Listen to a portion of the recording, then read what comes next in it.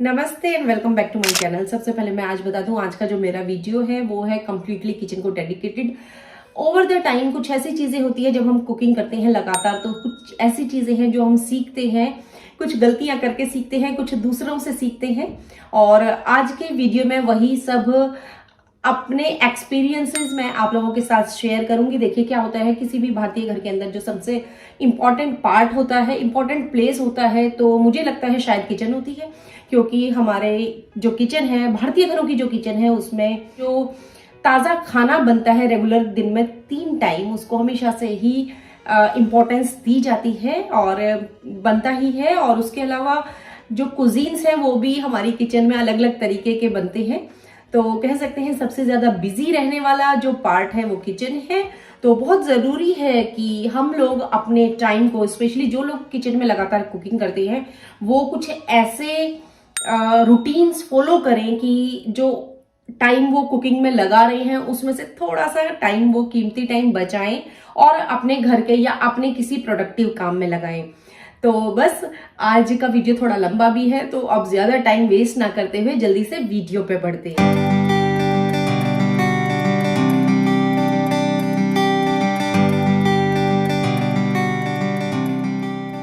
आज की वीडियो में सबसे पहले देखते हैं मटर को किस तरीके से लगभग 1 साल तक के लिए हम लोग प्रिजर्व कर सकते हैं।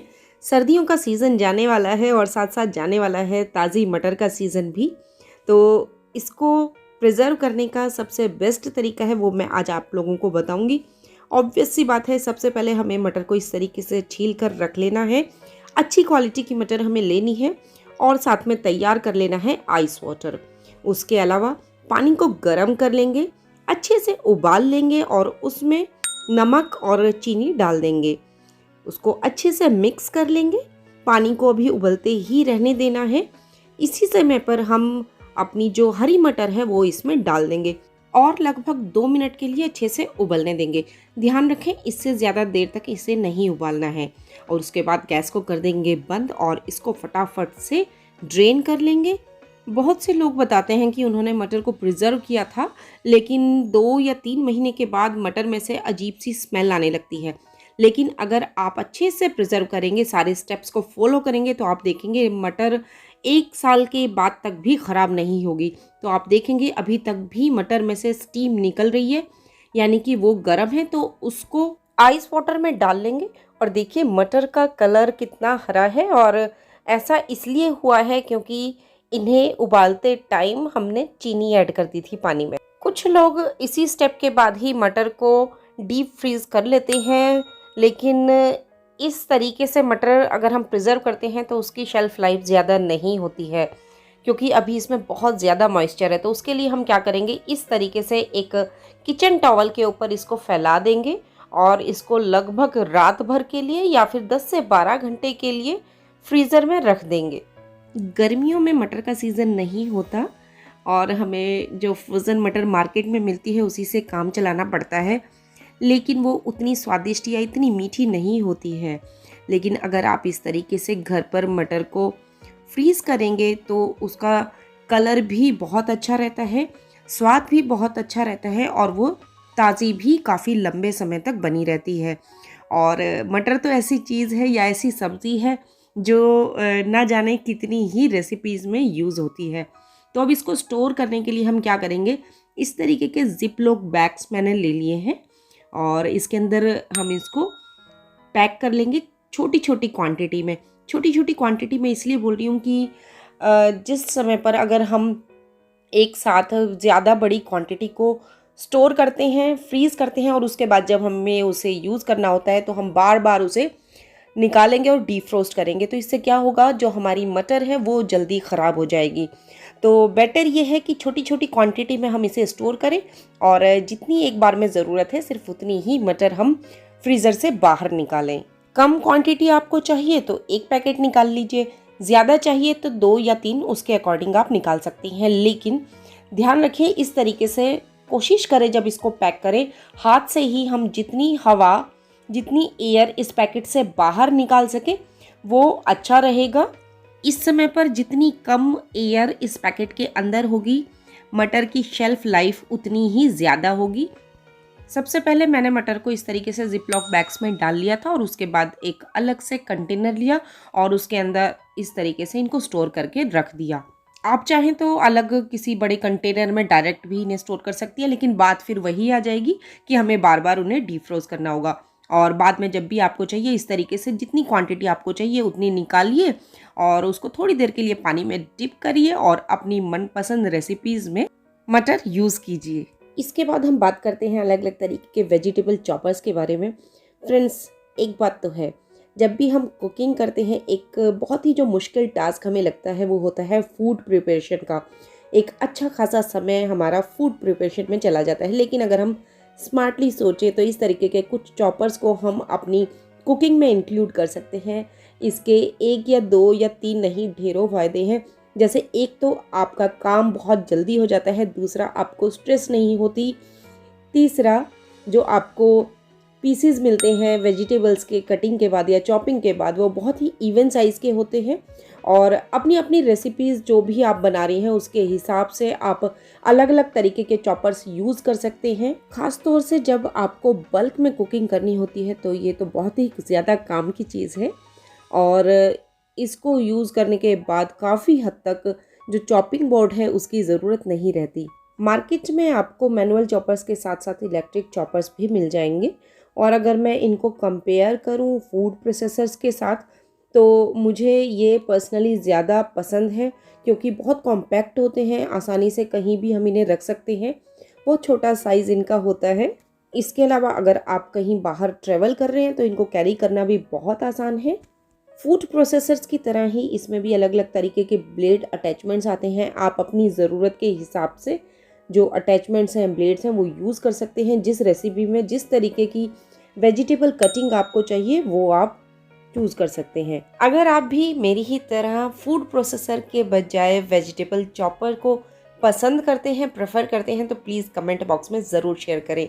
इसके बाद हम देखते हैं किस तरीके से हरी मिर्च को हम 1 महीने तक के लिए स्टोर करके रख सकते हैं। बहुत से लोग बताते हैं कि हरी मिर्च है उसकी स्टेम को निकाल दो और उसके बाद किसी कंटेनर में उसको स्टोर करके रख लो, वो बिल्कुल ताज़ी बनी रहेगी। कुछ हद तक ये बात ठीक है, लेकिन अगर आपको ज़्यादा लंबे समय के लिए हरी मिर्च को स्टोर करके रखना है तो आपको मेरा ये वाला मेथड फॉलो करना होगा।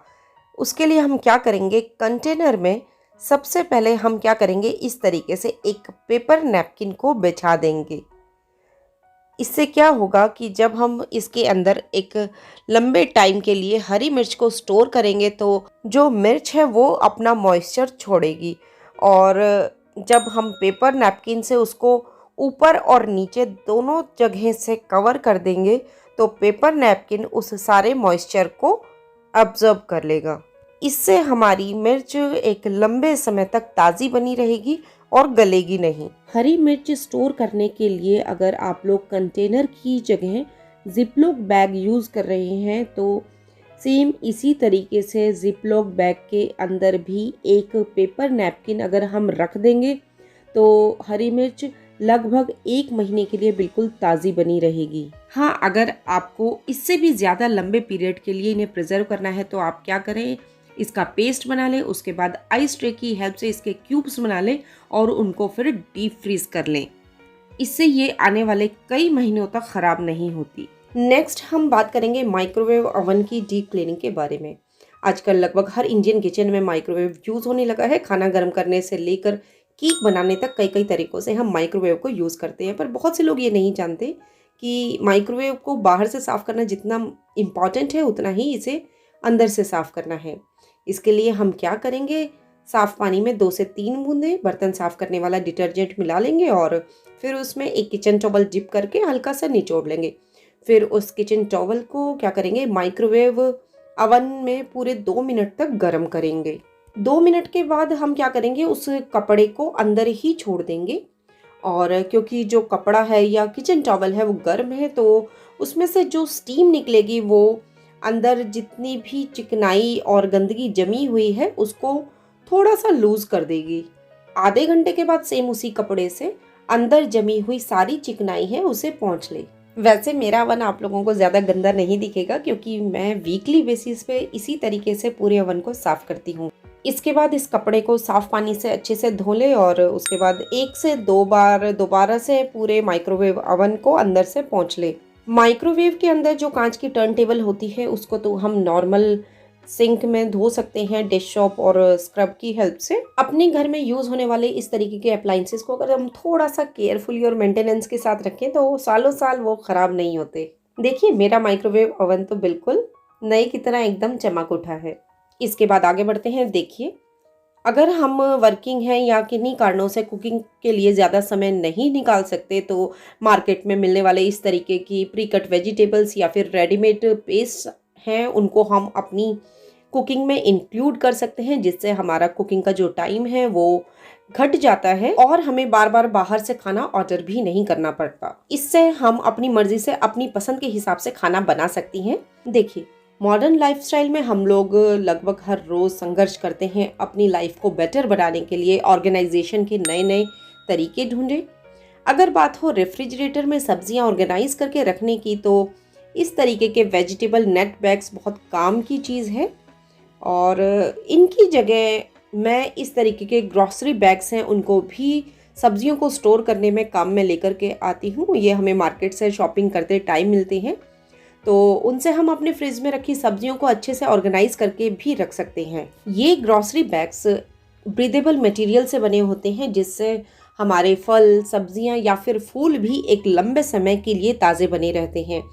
फ्रिज की वेजिटेबल बास्केट में इस तरीके से अलग अलग सब्जियों या फलों को हम सेग्रीगेट करके रख सकते हैं।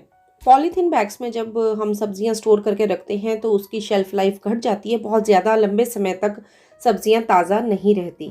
और केवल फल और सब्जियां ही नहीं, हम अपने घर में यूज़ होने वाली और बहुत सारी चीज़ें हैं जो इस तरीके के बैग्स में ऑर्गेनाइज करके रख सकते हैं। फिर बात करते हैं सिलिकॉन यूनिवर्सल लिड्स की। ये वाकई में बहुत काम की चीज़ है। ये लिड्स स्ट्रेचेबल होती हैं और अलग अलग शेप और साइज़ के कंटेनर पे इजीली फिट हो जाती हैं। न केवल कंटेनर्स, इवन प्लेट्स, कैंस या फिर जार्स, ग्लासवेयर या मग पर भी हम इन्हें लगा सकते हैं। और ये साइड में इस तरीके से टैप्स बने हुए हैं, इनको पुल करके हम लिड्स को लगा या हटा सकते हैं।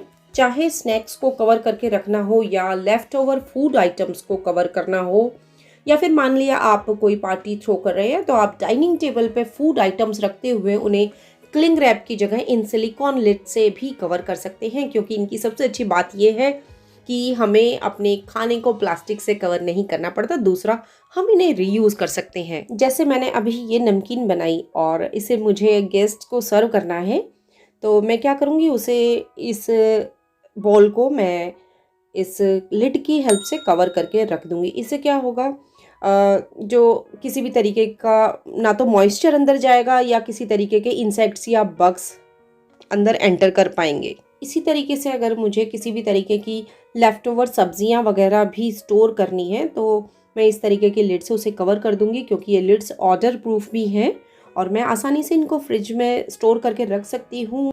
और उसके अलावा जब माइक्रोवेव में मुझे इसे गर्म करना होगा, इस तरीके से थोड़ा सा वेंट में दे दूंगी ताकि स्टीम आसानी से बाहर निकल जाए। और इसके अलावा जैसे कि मैंने बताया, कंटेनर्स का शेप कोई भी हो, चाहे रेक्टेंगुलर हो या फिर स्क्वायर, ये आसानी से किसी भी शेप और साइज़ पर फिट हो जाते हैं। और उसके अलावा एक अच्छे खासे टाइम तक इसमें स्टोर किए हुए फूड आइटम्स फ्रेश भी रहते हैं। अब क्योंकि ये लिड्स स्पिल प्रूफ भी है तो हम आसानी से इस तरीके के जो लिक्विड्स हैं, जैसे कि शेक्स हैं, जूस है, मिल्क, बटर मिल्क या फिर लेमनेड, उसको आसानी से इसमें स्टोर कर सकते हैं। चलिए अब आगे बढ़ते हैं। आप सब जानते हैं अभी कुछ टाइम पहले ही मैंने नया एयर फ्रायर लिया है और अभी तो फ़िलहाल लर्निंग प्रोसेस में ही हूँ कि कैसे इफ़ेक्टिव तरीके से मैं एयर फ्रायर को यूज़ करूँ कि लंबे समय तक वो अच्छी कंडीशन में रहे। लेकिन कई बार इम्प्रॉपर हैंडलिंग की वजह से एयर फ्रायर की जो बास्केट है उस पर स्क्रैचेस आ जाते हैं और फिर वहाँ नॉन स्टिक कोटिंग की पीलिंग स्टार्ट हो जाती है। और अगर हम continuously acidic food items cook करें तो ये खतरा ज़्यादा बढ़ जाता है। तो उससे बचने के लिए मैं क्या करती हूँ, इस तरीके से पार्चमेंट पेपर या बटर पेपर ले लेती हूँ और उसको इस ट्रे में अच्छे से स्प्रेड कर देती हूँ और उसके बाद उसमें जो भी मुझे फूड आइटम पकाना होता है वो इसके ऊपर डाल देती हूँ। इसके दो फ़ायदे हैं। एक तो जो मेरी ड्रिप ट्रे है वो गंदी नहीं होती और मुझे इसे बार बार धोने की ज़रूरत नहीं है। इससे क्या होगा, ये बार बार पानी के कांटेक्ट में नहीं आएगी तो जल्दी ख़राब नहीं होगी।